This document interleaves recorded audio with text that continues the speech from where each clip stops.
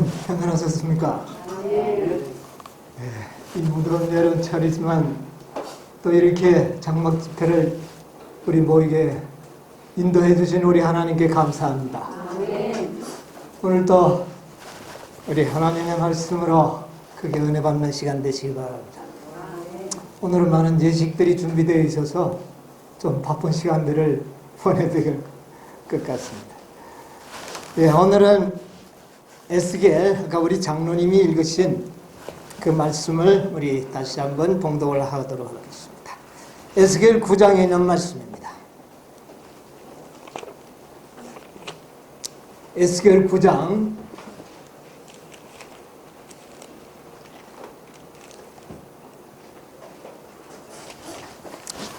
1절로부터 있는 말씀을 제가 먼저 낭독하겠습니다. 그가 큰 소리로 내 귀에 외쳐 가라사대 이 성읍을 관할하는 자들로 각기 사륙하는 기계를 손에 들고 나오게 하라 하시더라. 내가 본적 6사람이 북향한 윗문 길로 쫓아오는데 각 사람의 손에 사륙하는 기계를 잡았고 그 중에 한 사람은 가는 베옷을 입고 허리에 서기관의 먹그릇을 찼더라. 그들이 들어와서 놋 제단 곁에 서더라. 그룹에 머물러 있던 이스라엘 하나님의 영광이 올라 성전 문지방에 이르더니 여호와께서 그 가는 베옷을 입고 서기관의 먹그릇을 찬 사람을 불러 이르시되 너는 예루살렘 성읍 중에 순행하여 그 가운데 행하는 모든 가증한 일로 인하여 탄식하며 우는 자의 이마에 표하라 하시고 나의 듣는 데서 그 남은 자에게 이르시되 너는 그 뒤를 쫓아 성읍 중에 순행하며 아껴 보지도 말며 긍휼을 베풀지도 말고 쳐서 늙은 자와 젊은 자와 처녀와 어린 아이와 분녀를 다 죽이되 이마에 표 있는 자에게는 가까이 말라. 내가 내 성소에서 시작할지니라 하시매 그들이 성전 앞에 있는 늙은 자들로부터 시작하더라. 6절까지만 제가 읽겠습니다. 여러분, 이 에스겔 9장은 매우 의미 있고 또 매우 심각한 내용을 기록하고 있습니다. 여러분, 이 말씀들을 과거에도 우리가 많이 보아왔던 말씀이고 또 생각을 많이 했던 말씀입니다.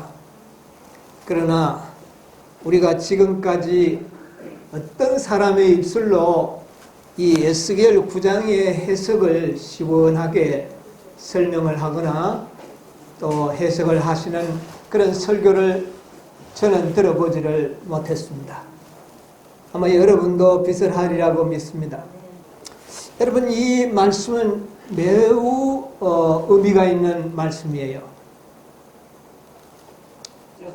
성읍을 가난하는 자들을 무슨 기계를 들고 나오라? 사륙하는 기계, 멸망시키는 기계를 가지고 나오라. 그렇게 하는데 이제 2절에 보니까 6사람이 어디로 향했어요?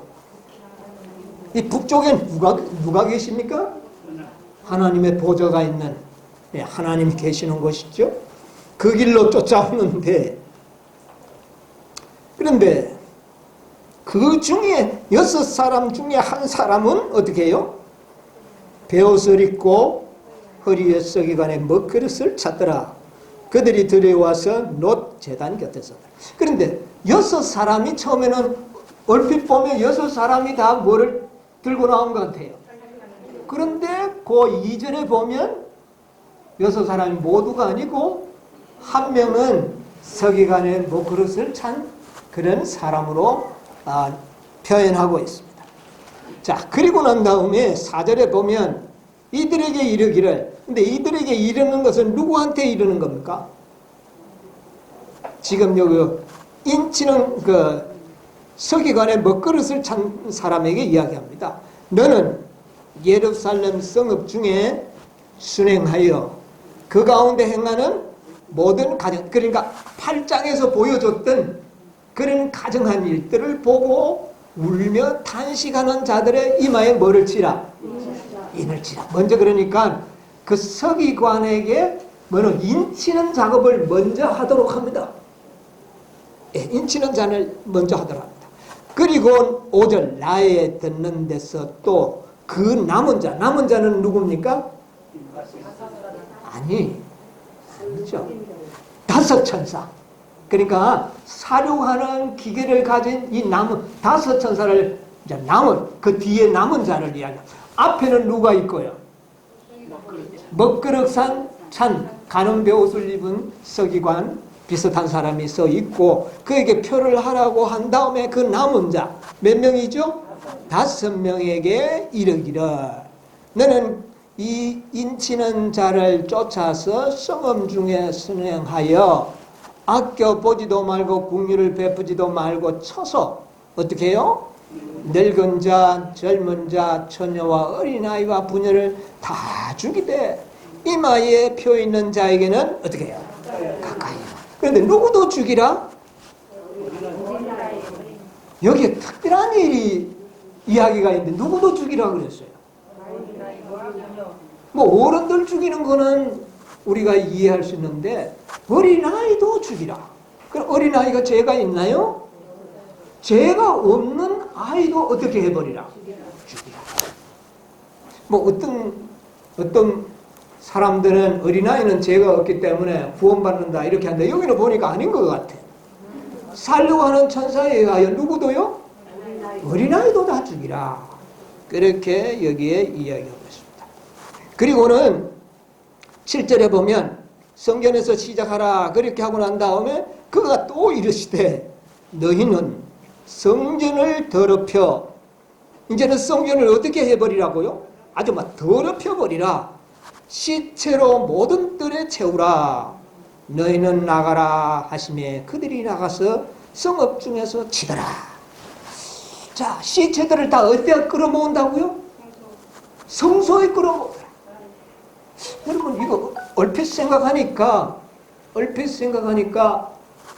주 70년에 예루살렘이 멸망을 할 때에 유대 사람들이 다 어디로 모여들었어요? 성소에 모여들었습니다. 거기 가면 어떻게 할까? 구원을 받지 않겠는가? 그래서 성소에 들어왔는데 거기서 다 그들이 어떻게 했어요? 죽어서 성소를 어떻게 했습니까? 아주 성소를 더럽혀 버렸습니다. 바로 보니까 여기도 그런 현상이 또 일어나는 거예요. 자, 여러분 이게 뭔가 우리에게 뭔가 깊은 정말 진리와 깨달음을 주시려고 하는 것 같아요. 제가 이 5 천사를 깨닫기 전에는 이걸 해석할 길이 없었어요. 이걸 어떻게 좀 설명을 할까? 그래서 도무지 손을 대지 못하고 여기에 서기관의 먹그릇을 찬 천사만 설명을 했습니다. 이 먹그릇을 찬 천사는 누구죠?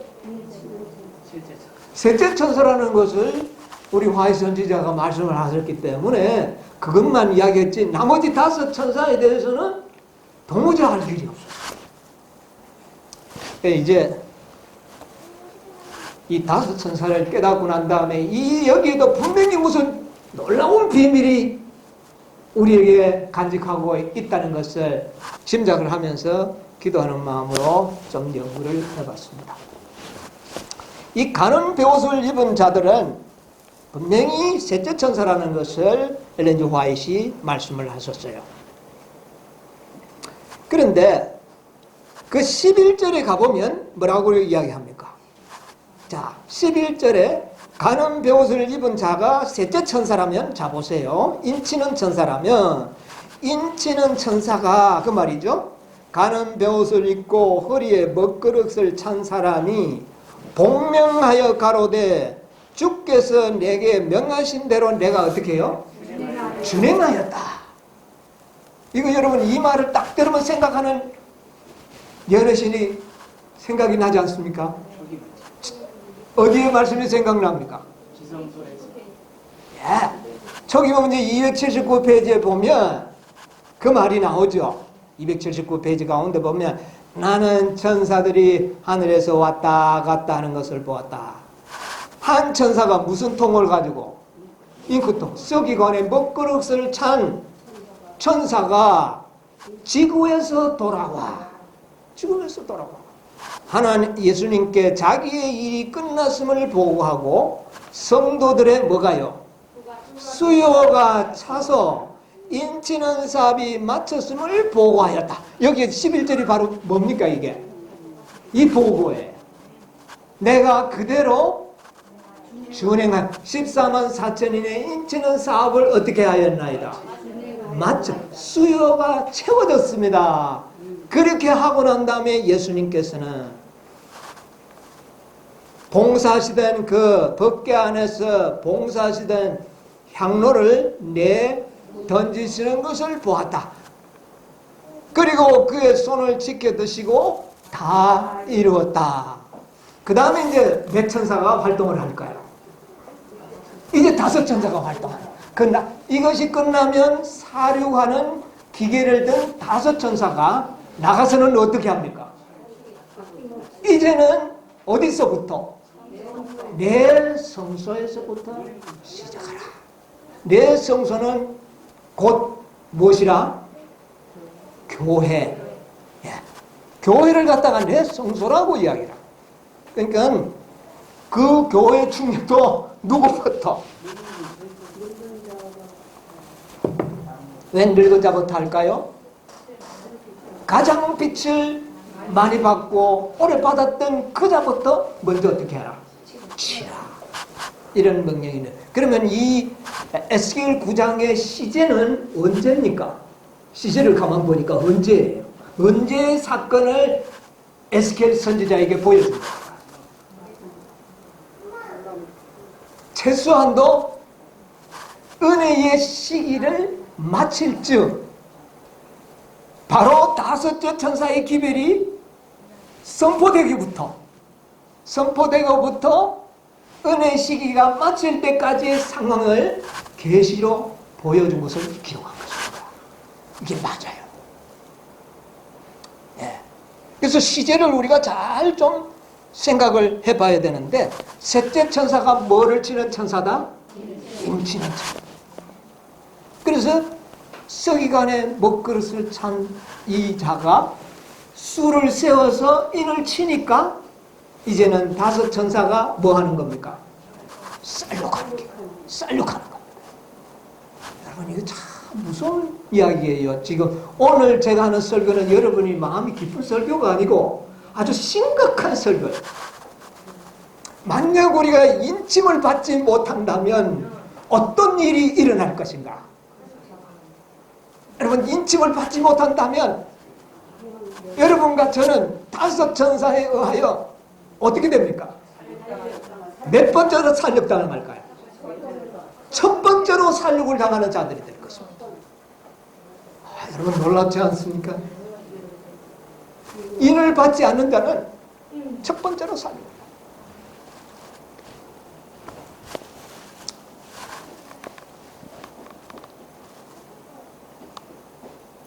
여기에 증언보감 5권 211페이지 가운데 보면 이랬어요.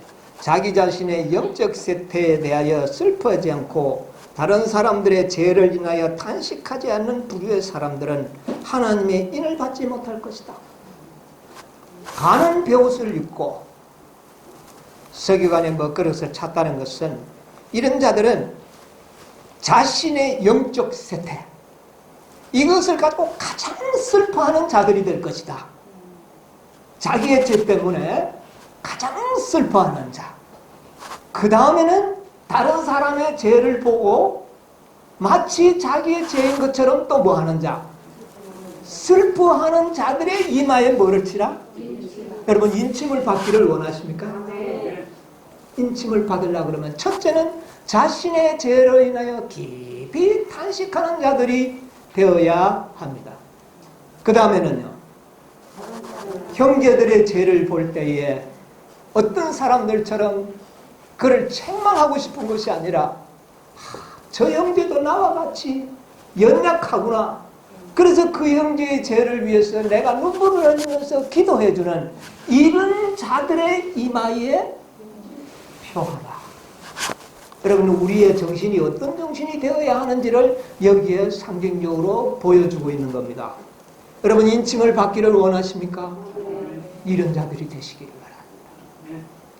여러분, 자신을 위하여 슬퍼하고 또 우리의 이웃 형제들이 죄를 지을 때 그를 위하여 눈물을 흘리며 기도해 줄 수 있는 정신을 가진 자들의 이마에 하나님께서는 인을 치도록 할 것입니다. 그런 자들에게 인을 치겠다는 것입니다. 인을 받지 못할 것이다. 주님께서는 그 다음에 그분의 사자들, 그런데 이 5명을 갖다가 하이포이는 하나님의 사자들이라고 이야기합니다. 뭐를 들고 있는데요? 살육하는 기계를 가지고 있는 자들을 그분의 사자들, 살육하는 기계를 든 자에게 명령하였다. 그러니까 살육하는 기계를 든 자들도 뭡니까? 하나님의 사자들, 기별자들이라는 말입니다. 사자들은 뭐를 가지고 옵니까? 기별을 전하는 자들이 사자들입니다. 하나님의 기별을 전하는 자들이 사자들이에요. 그런데 그들이 뭐를 가졌다고요? 살려가는 기별을 가졌더라. 네, 이 잘 기억하시기가. 그 다음에 목사들에게 보내는 것면 431페이지의 가운데 보면 당신의 교회와 국가들의 운명을 주장하시는 분께서 이 세상을 위해 성취되어야 할 최후의 사업을 수행하고 계신다. 당신의 천사들에게, 여기 5 사람을 갖다가 천사들이라고도 표현을 합니다. 당신의 천사들에게 그분께서는 당신의 심판을 실행하라는 명령을 주신다. 그들의 각 손에 사륙하는 기계를 잡았고, 그러니까 천사들이 뭐를 잡고 있다는 겁니까? 사륙하는 거. 그래서 이 사륙하는 사람들을 갖다가 천사들이라, 사자들이라 그렇게 이야기를 하고 있습니다. 자, 그런데 그렇다면 이 사륙하는 천사들, 사람들이 누구냐는 겁니다. 누구냐는 겁니다. 여러분, 누구인 것 같아요? 그런데 왜 6사람이 나왔거든요. 6사람이. 그래도 5사람이 나오면 참 해석하기가 우리들에게는 참 용이합니다. 그런데 몇 사람이 왔어요? 6사람. 그런데 한 사람은 서기관에 그릇을 잡고 5사람은 뭐를 지었어요? 살육하는 기계를 잡았어요. 그러면 혹시 6천사가 있지 않는가? 그래서 혹시 6천사가 있는가 싶어서 연애신을 컴퓨터가 들어보고 이리 보고 저리 들어봐도 어느 한 곳에 이 땅에 하나님의 기별을 전하는 자들로서, 사자로서, 천사로서 5천사 이외에는 사자를 발견할 수가 없어요. 그래서 어떻게 이들이 금을 가진 천사들로 표현되어 있는가? 여러분, 첫째, 둘째, 셋째, 넷째, 5자는 다 하나님의 뭡니까? 사자들이요? 천사들이요. 그런데 살육하는 기계를 가진 자들은 몇 사람이라고요? 5사람. 그러니까 이 5사람만 딱 보면 우리가 믿고 있는 5천사의 기별과 어때요? 동일한 겁니다. 그럼 살육하는 기계가 뭐를 살육하는 기계로 말하고 있는가? 여러분, 사람을 죽이는 기계, 뭐가 죽이는 기계냐고 말이에요. 이걸 우리가 연구할 필요가 있어요. 이걸 연구하면 5 사자, 천사가 누구인지를 좀 알 수가 있어요. 살육하는 기계. 자, 우리 성경에 보면 이런 말씀이 좀 있습니다. 한번 찾아보겠어요. 마태복음 10장 34절에 있는 말씀 한번 읽어볼까요? 10장 34절에 내가 세상에 무엇을 주려? 화평을 주려 온 줄로 생각지 말라. 화평이 아니요 뭐를 주러 왔노라? 검을 주러 왔노라. 이 검이 뭡니까? 이 검은 일단 뭐 하는 겁니까? 죽이는 거예요. 검, 예수님이 불을 던지러 왔다 그랬잖아요. 그리고 검을 가지고 왔다. 그래서 이 검은 뭐 하는 겁니까 지금? 죽이는 것이에요. 예수님께서 뭐 하러 왔다고요? 죽이러 왔다. 좀 말이 이상하지만 이 문맥으로 봐서는 그렇습니다. 내가 세상에 뭐를 주러 온 것이 아니라 복을 주러 온 게 아니고 불화시키러 왔다. 그리고 뭐를 가져왔다? 쌀을 가져왔다 이 말이에요. 잘 세게 들으세요. 예. 그러니까 예수님 오해한다 이렇게 생각하면 안 됩니다. 자, 그 다음에 히브리서 4장 12절. 히브리서 4장 12절요.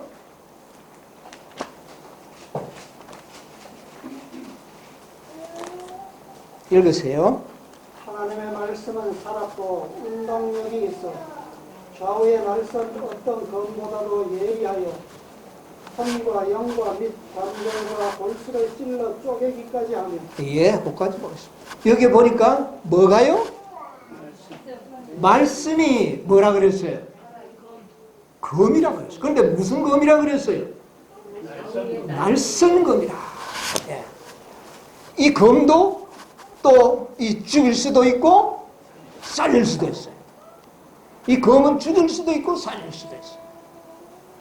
자, 그 다음에 계시록 19장 15절 한번 누가 읽으실랍니까? 그의 입에서 이한 검이 나오니 그것으로 만국을 치게. 자, 여기 보니까 뭐라 그랬어요? 그 입에서 이한 검이 나오니 만국을 뭐 하겠다? 치겠다. 이건 죽이는 겁니까? 살리는 겁니까? 죽이는 거예요. 그의 입에서, 그는 누굴까요?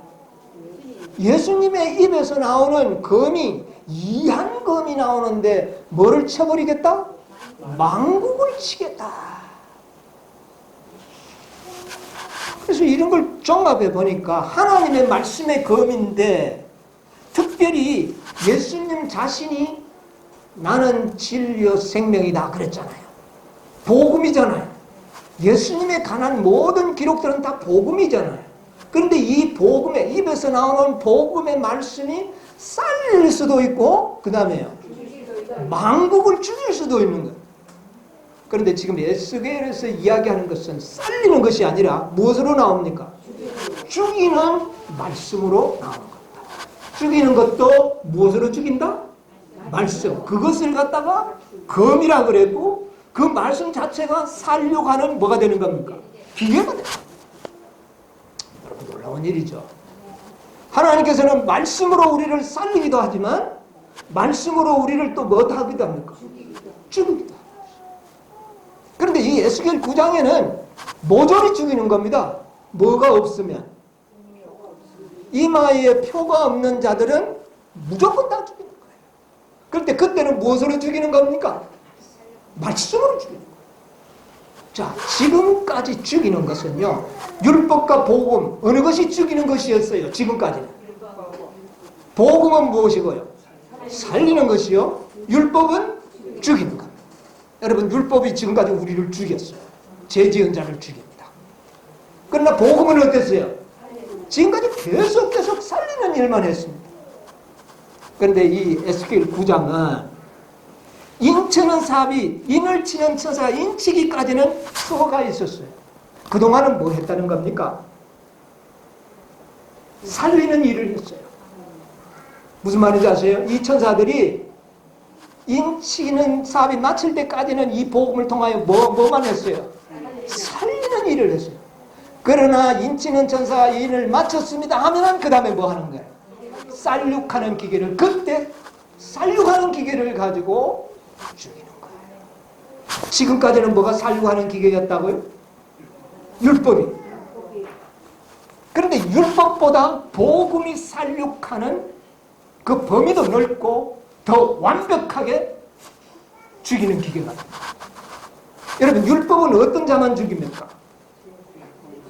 죄를 짓는 자만 죽이는 것이 율법입니다. 그런데 복음은요, 죄를 짓지 않는 자도 죽이는 겁니다. 어린아이는 죄를 지었나요, 안 지었나요? 안 지어도 복음은 어떻게 합니까? 죽입니다. 율법은 어린아이는 죽이지 않습니다. 율법은 반드시 죄를 짓는 자에게 사형언도를 내요. 그러나 복음은 뭐만 없으면, 표 없으면 죄가 있고 상관이 없어요. 따지지를 않아요. 표 없는 자는 무조건 어떻게 돼요? 이것이 복음의 기능입니다. 여러분, 복음의 이중성이 여러분 이해하고 계셔야 되는 겁니다. 첫째는 뭐 하는 기능이에요? 살리는 것입니다. 그러나 인을 다 치고 난 다음에 복음은 뭐예요? 그때는 율법으로 죽이지 않습니다. 율법으로 죽이려고 하면 니 어찌했나 어쨌나 다 물어봐요. 조사를 해야 돼요. 그러나 이 복음은 어떻게 죽이는 겁니까? 이마에 인이 보이지 않으면, 이거는 천사들만 읽을 수 있는 표라고 그랬잖아요. 이 표가 없는 자는 복음은 어떻게 해요? 어린아이든 부녀자든 어떤 사람도 상관없이 다 죽이는 거예요. 여러분, 뭐가 무서운 겁니까? 여러분, 복음의 이중성을 이 에스겔 9장은 이야기하고 있는 것입니다.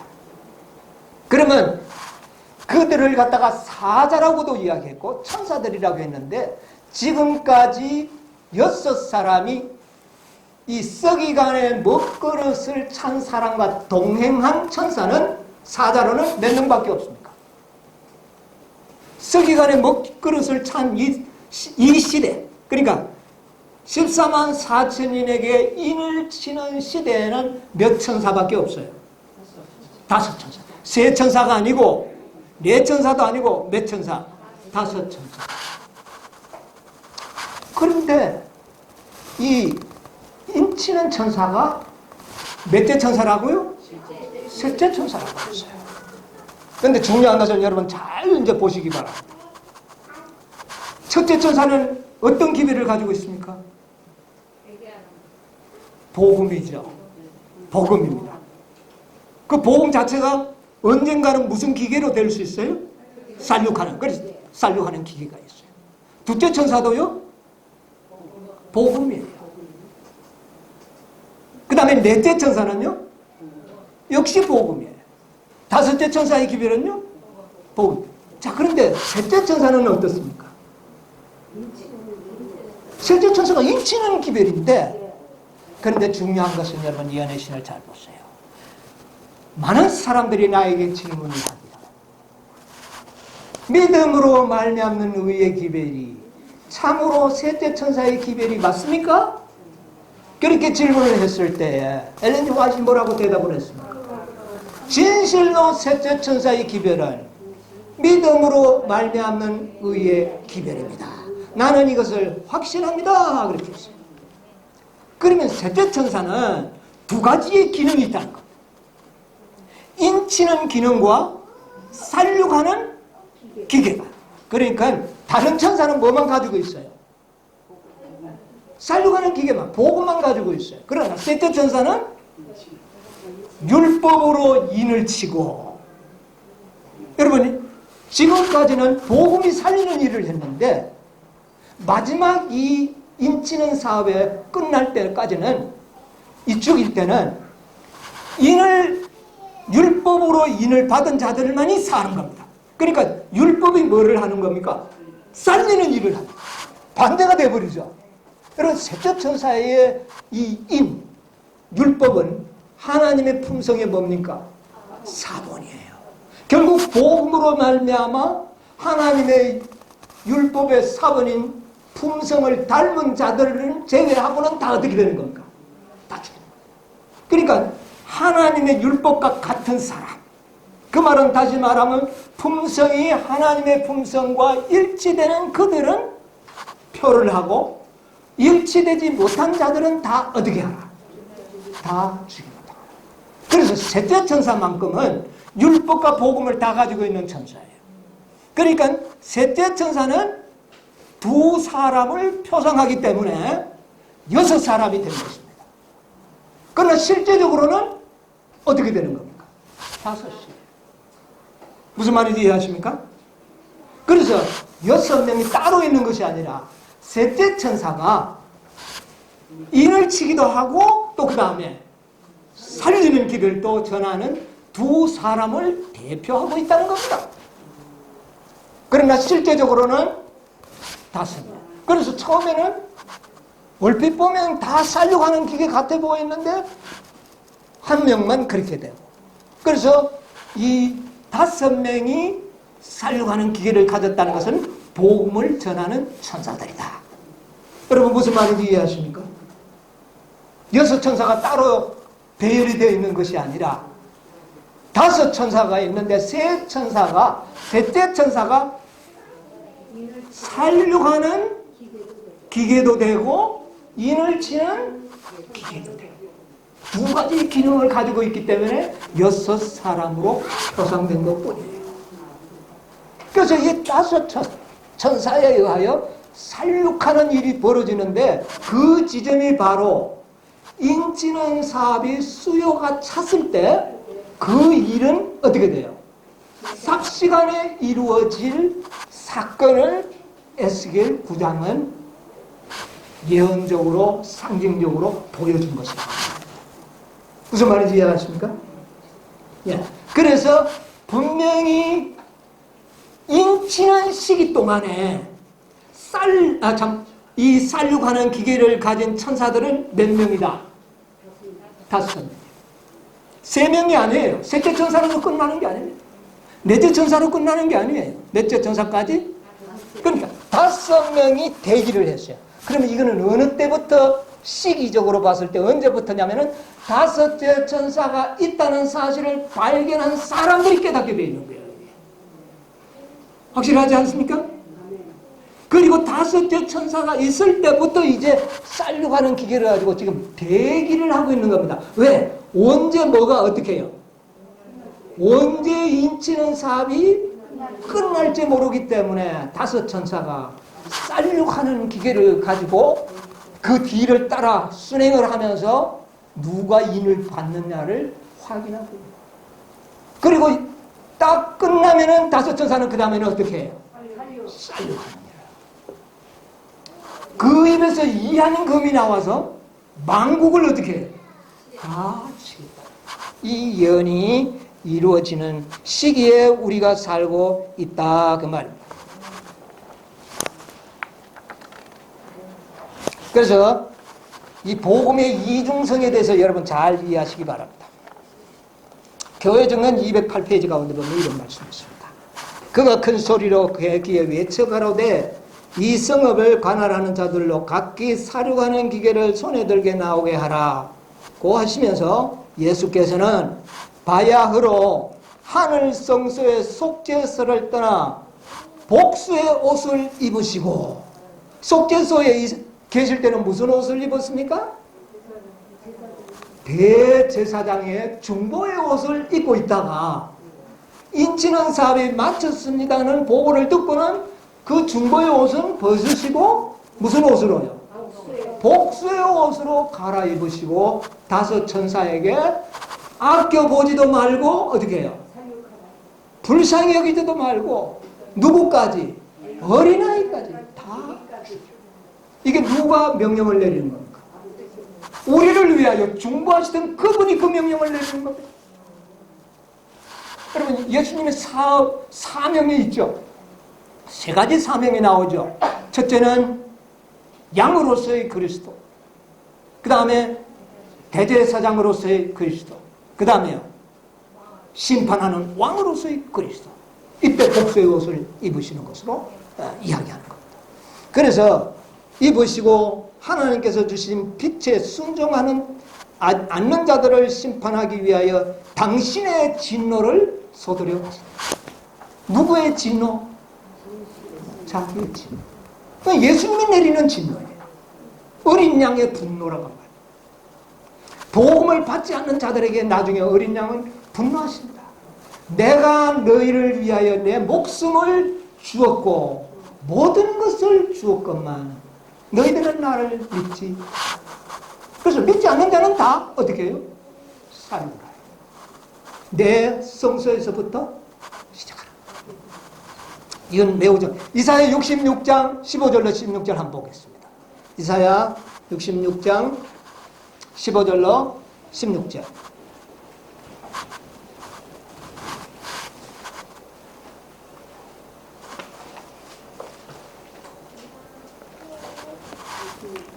보라, 여호와께서 불에 옹이 되어 강림하시리니 그 수레들은 해리바람 같으리로다. 그가 혁혁한 위세로 노를 베푸시며 맹렬한 화염으로 견책하실 것이라. 여호와께서 불과 칼로 모든 혈객의 심판을 베푸신즉 여호와께 살육당할 자가 누구에게 살육당한 자? 여호와에게 살육당한 자. 이들이 바로 몇 사람에게? 5사람에 의하여 살육당. 이 5사람은 누구의 명령을 받고? 바로 여호와의 신 예수 그리스도를 향해. 예수 그리스도께서 그들에게 명령하기를 내 성소에서부터 살육하는 일을 시작하라. 그렇게 해요. 자, 그래서 지금 오늘날 우리들은 이 무섭게 살육이 벌어지기 직전에 우리가 지금 어떻게 해요? 살고 있다는 겁니다. 조금 전만 해도 살육하는 기계가 가진 자가 5명이 아니었죠. 몇 명밖에 없었어요? 4명밖에 없었어요. 그전에는요 3명밖에 없었어요. 그런데 이제는 몇 명이 됐어요? 5명이 됐어요. 이제는 수요가 거의 어떻게 해요? 찼다는 이야기예요. 그러므로 대기하고 있으라는 거예요. 뭐가 차면? 찼다는 보고가 나오면 살육하는 일을 시작하겠다. 그러니까 굉장히 엄숙한 이야기입니다. 이때는 교파 따지지 않습니다. 뭐 SDA에 속했느냐, 뭐 개혁운동 속했느냐, 현대진리에 속했느냐 따지지 않습니다. 뭐만 없으면, 이마에 뭐가 없으면, 표가 없으면 모두 어떻게 되는 것입니다. 이건 놀라운 일이에요.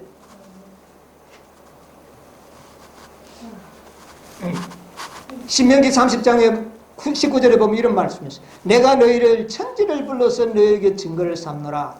내가 생명과 사망, 또 그 다음에 저주와 복 내 앞에 두었은즉 너희들이 어떻게 하라? 여러분, 생명과 사망이 똑같은 겁니까? 다른 겁니까? 결과는 다르지만 근본은 뭡니까? 복음을 믿으면 생명이요, 믿지 않으면 사망. 복음을 믿으면 복이요, 믿지 않으면 저주. 그러니까 뭐는 똑같은 겁니까? 말씀은 똑같은 거예요. 복음이 바로 복과 저주를 갈라놓는 것이에요. 복음이 생명과 사망을 갈라놓는 거예요. 복음을 안 받으면 죄를 짓고 안 짓고 관계없어요. 어린아이도 다 죽는 거예요. 가나안 땅에 들어가거든 너희들은 어떻게 죽이라고 그랬어요? 모세에게. 젖먹이 아이들까지도 뭐 하지 말고, 불쌍히 여기지 말고 다 죽이라. 이게 바로 이 장면이에요. 뭐를 믿지 않는 자는 말씀을 믿지 않아요. 여러분, 그래서 복음을 믿지 않는 것이 율법보다 더 무서운 일이에요. 율법은 죄만 안 지으면 안 죽습니다. 그러나 복음은요, 안 믿으면 다 죽는 거예요. 이것은 동일한 거다는 것입니다.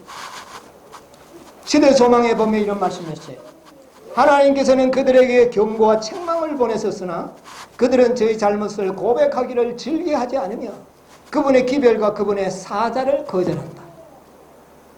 하나님께서 그들을 회복시키기 위하여 사용하신 그 방법이 오히려 그들에게는 걸려 넘어지는 돌이 된다. 자, 이 복음은 어떤 사람에게는요, 살리는 것이 되고 어떤 사람에게는요, 걸려서 넘어지게 하는 거예요.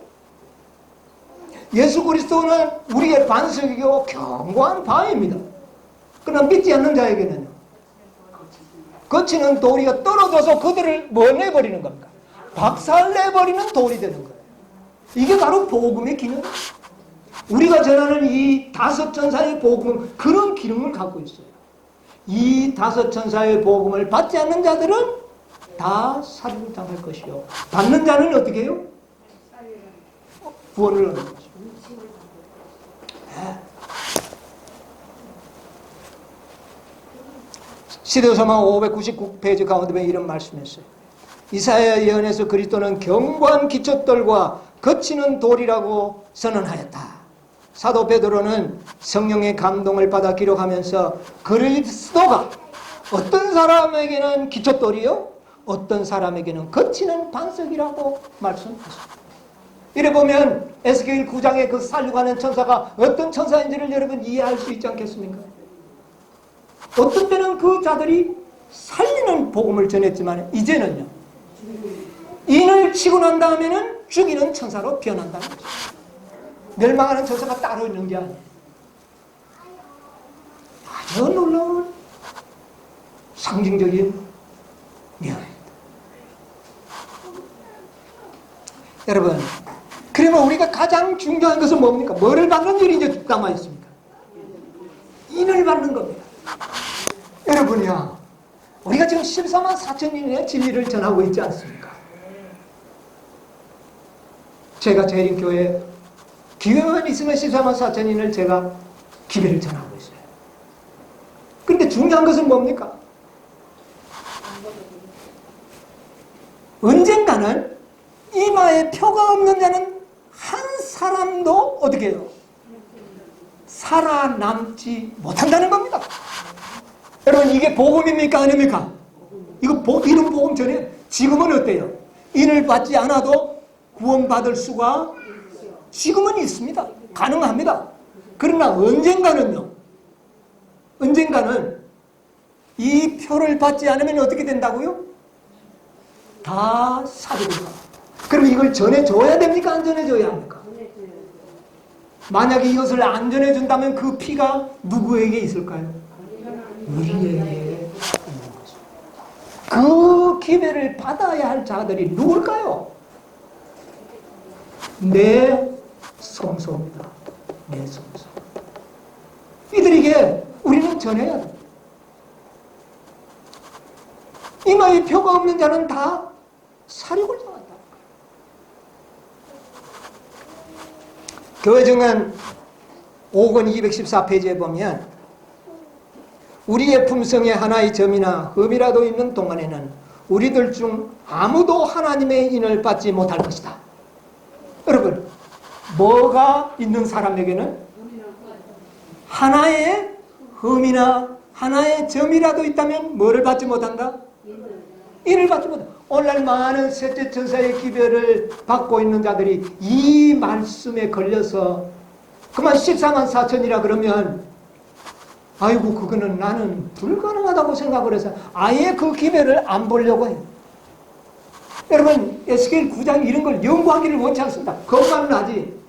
앞만 읽어봐야 이해도 안 가고 겁이 나니까 아예 안 보는 거예요. 흠과 점이 없는 자들에게만 뭐가 쳐진다? 인이 쳐질 것이다. 이건 매우 놀라운 일이에요.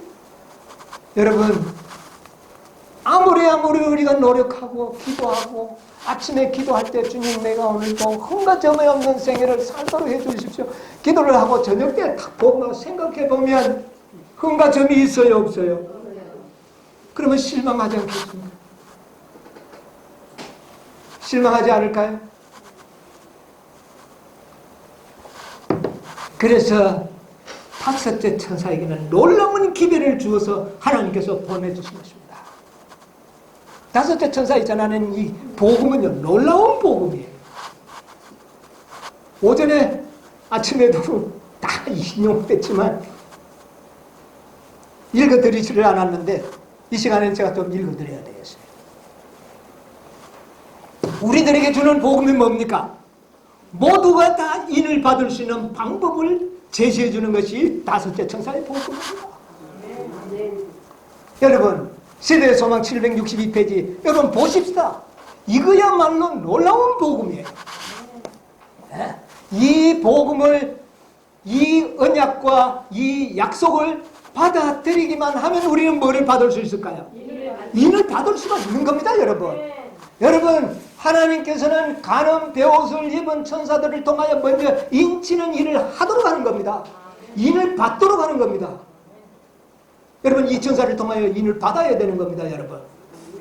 인을 받도록 하기 위하여 놀라운 기별을 주셨는데, 이 기별이 이미 쓰여진 지는 저 100년 전에 쓰여졌지만은 이 기별을 온전히 이해하고 깨닫기는 작금에 이르러서야 이 기별이 오늘날 우리들의 마음에 신금을 울려주고 있지 않습니까? 놀라운 일이죠. 자, 보겠습니다.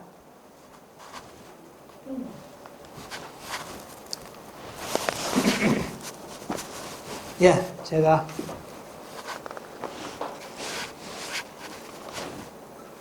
칠령에서 배웠지. 율법은 즉 어려운 생에 완전한 품성을 요구하지만 인류는 그 요구에 미칠 수 없다. 인류는 하나님의 거룩한 율법의 요구를 충족시킬 수 없다. 그러나 그리스도께서는 인간으로서 지상에 오셔서 거룩한 생애를 사시고 완전한 품성을 개발시키셨다. 그리스도께서는 그것을 받고자 하는 모든 자들에게 값없이 선물로 주신다. 여러분, 이건 약속입니까? 아닙니까? 언약 맞습니까? 이 언약을 믿으시게 되길 바랍니다. 선물로 주실 것이다. 이 선물을 받은 자는 인침을 받게 될 것입니다. 죽을 이유가 없는 것이에요. 예, 중요한 일이죠. 선물로 주신다. 언약. 그 다음에 봤어요.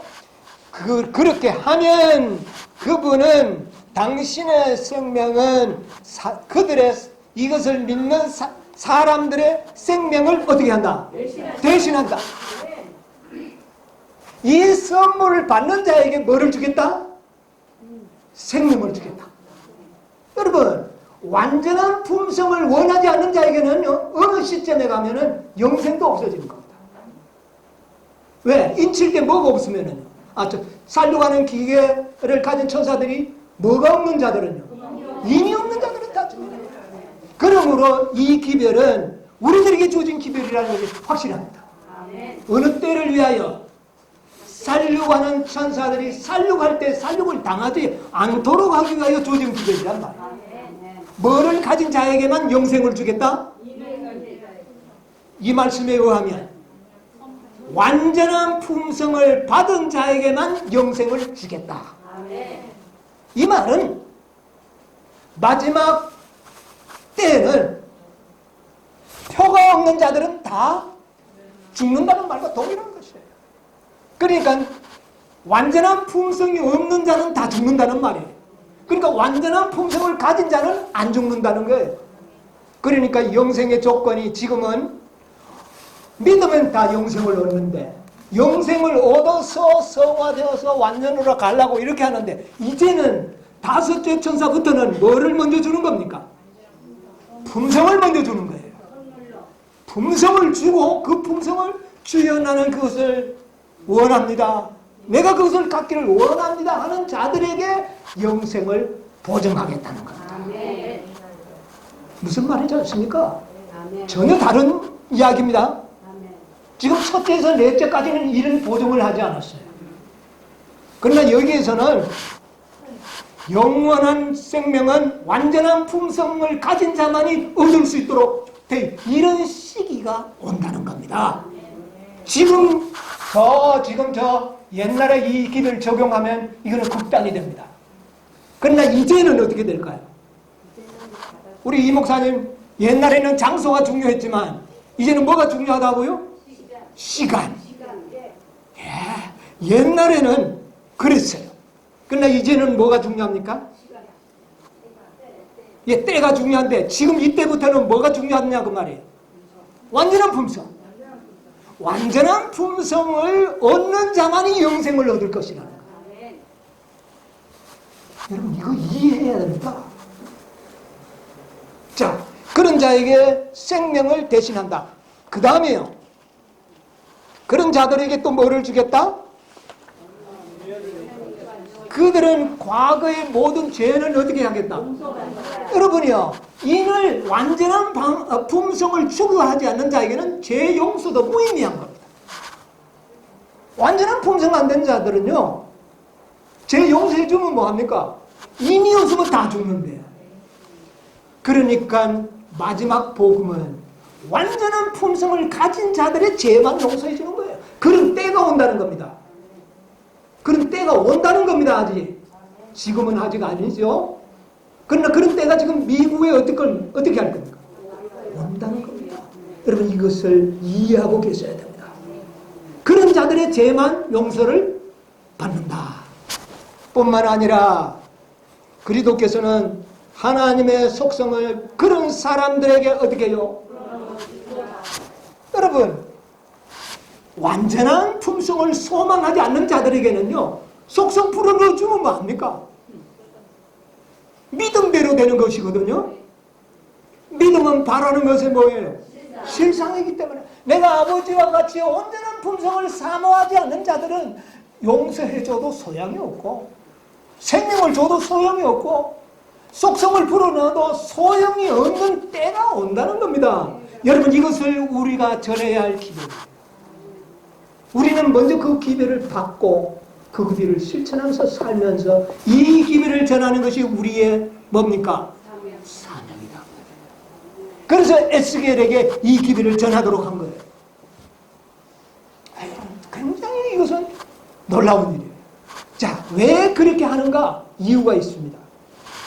자, 그분은 인간의 품성을 거룩하신 하나님의 품성을 따라 형성하시어 영적인 힘과 아름다움을 지닌 뭐가요? 훌륭한 건물이 되게 하신다. 그리하여 바로 이 율법의 의가 어떻게 해요? 그리스도를 믿는 자에게서 성취되어야 한다.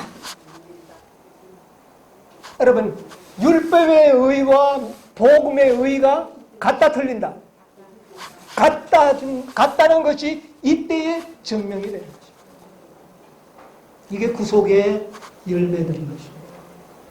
여러분, 이 사명을 위하여 오늘날 우리가 부름을 받은 자, 지금 5 천사가 뭐 하고 있다고요? 5 천사가 인치는 게 아닙니다. 한 사람만 인치고 있어요. 5 사람은 뭐 하고 있어요? 살육하는 기계를 들고 대기하고 있는 사람. 지금 5째 천사의 시대부터는 5 천사가 대기하는 시대다, 그 말입니다. 그 말은 때가 임박했다는 말. 여러분, 나는 이 시대의 소망 762페이지를 이렇게 선명하게 우리에게 깨닫게 해주신 하나님께 감사하지 않을 수가 없어요. 아멘. 여러분, 이 복음을 깨닫게 되면 마음에 참으로 평안이 있습니다. 이것이 주님께서 우리에게 주시는 평안입니다. 왜 우리가 불안합니까? 완전하게 안 되니까 그래요. 그런데 이런 놀라운 축복의 보증의 말씀이, 언약이 우리에게 주어집니다. 여러분, 언약궤를 맨 제사장들이 요단강을 건널 때에 제사장들이 먼저 건너 가버렸습니까? 그 궤를 메고 강중앙에 섰을 때 이 언약을 믿는 사람은 다 어떻게 했어요? 그러니까 결국은 믿음으로 말미암는 의다. 시작도 믿음으로 시작하고 마침도 믿음으로 시작하고, 그 믿음은 반드시 열매를 맺습니다. 확실하지 않습니까? 여러분, 5 천사의 기별 6명의 이 에스겔 9장의 말씀을 분명하게 여러분 이해하시게 되기를 바랍니다. 세 천사는 2 사람을 표상합니다. 인을 치는 천사와 또 복음을 전하는 2 가지의 기능입니다. 그래서 엘렌 G. 화이트이 힘주어 말한 거예요. 진실로 셋째 천사의 기별은 믿음으로 말미암는 의입니까? 질문이 있을 때 확실히 그렇더라. 역시 셋째 천사도 뭐 가진 천사다? 살육하는 기계를, 복음을 가진 천사다. 이 복음의 이중성, 이것을 우리가 이해를 해야 되는 것입니다. 교정은 212페이지에 보면 우리 자신의 행동의 방향이 우리가 살아계신 하나님의 인을 받을 것인지 쌀려고 하는 기계에 의하여 베어질 것인지를 결정하는 것이다. 여러분, 이 말씀을 믿으면 인을 받을 것이고 안 믿으면 뭐 하는 겁니까? 살려고 하는 기계에 죽임을 받아. 살려고 하는 기계의 말씀이 따로 있고 따로 있는 게 아니에요. 이 말씀을 믿지 않으면 살려고, 믿으면 표를 받아. 여러분, 인을 받을 수 있는 확실한 방법을 우리에게 알려주시지 않습니까? 이 놀라운 복음을 주신 우리 하나님께 감사해야 되겠습니다. 자, 이제 안수식이 있기 때문에 제 말씀을 좀 마쳐야 되겠습니다. 가는 벼옷을 입은 사람이 찢겨지는 표로 표상된 진리의 순결한 표, 즉 성령의 능력에 의하여 그들에게 이루어진 그 표를 받은 자들은 교회 가운데 행하는 모든 가정한 일로 인하여 탄식하며 우는 자들임을 관심 있게 주목하라. 여러분이요, 인을 받을 자들은 관심 있게 이 말씀을 보라고 하셨습니다. 뭐 하는 자들이라고요? 탄식하는 자들. 뭐 때문에 탄식한다고요?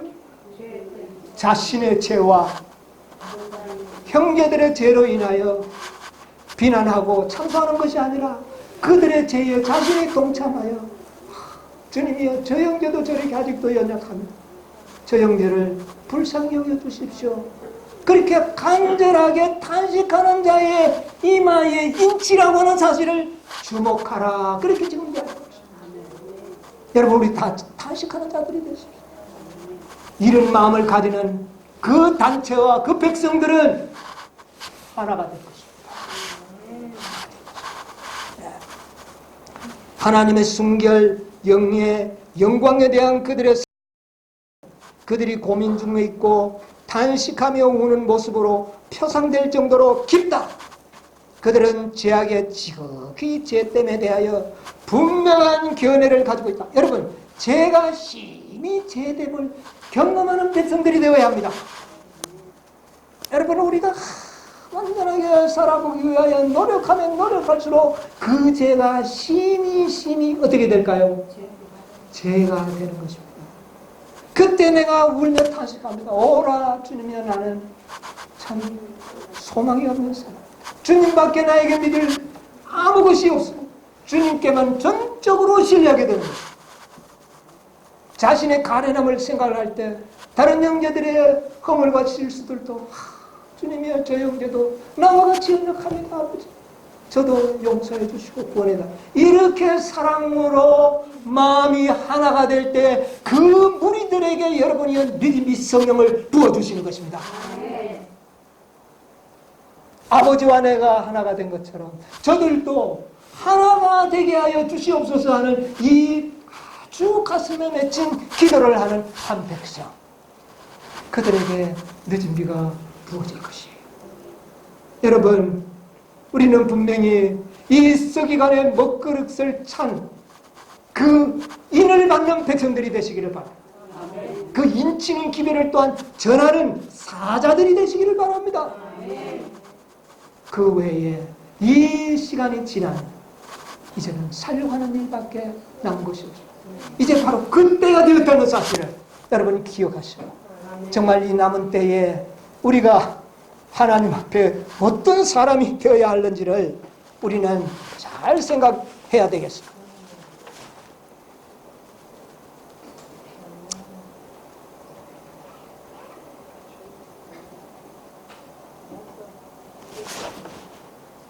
예, 이 인치는 천사들은요, 정말 희고 깨끗한 세마포를 입었다 그랬어요. 그게 누구의 품성일까요? 그리스도가 우리에게 주신, 하나님은 우리를 보지 않고 그리스도의 품성을 보는 겁니다.